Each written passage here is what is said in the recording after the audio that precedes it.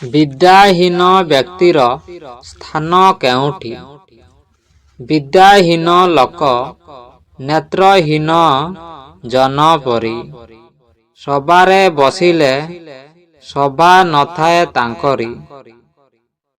ଯେତେ ଧନ ସମ୍ପଦର ହେଲେ ଅଧିକାରୀ, ବିଦ୍ୟାହୀନ ହେତୁ ସ୍ୱଭାବ ଯାଏ ଅପସରି।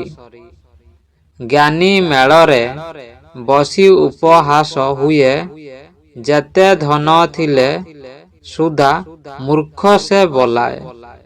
ବିଦ୍ୟାହୀନ ହେଲେ ପୁତ୍ର ପିତାଙ୍କ ବୈରୀ, ଗ୍ରାମକୁ ସେ ହୁଏ ମନ୍ଦ ଦେଶକୁ ସେ ଭାରୀ।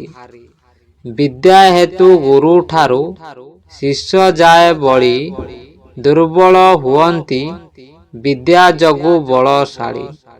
ଚୋର ଚୋରାଇ ନପାରେ ବିଦ୍ୟା ରତନକୁ, ବିଦ୍ୟା ଶକତିରେ ବଳିଯାଏ ଖଣ୍ଡାଟାକୁ। ଭାଇ ଭାଗ ନମାଗଇ ଭାଇର ବିଦ୍ୟାକୁ, ବଶ କରିଥାଏ ବିଦ୍ୟା ସାରା ଜଗତକୁ।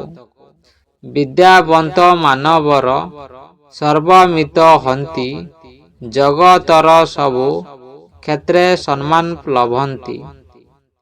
ବଳ କରି ରାଜା ବିଦ୍ୟା ନେଇ ନପାରେ, ପିତାଠାରୁ ପୁତ୍ର ବଳେ ବିଦ୍ୟାରେ ଭୈଭବ।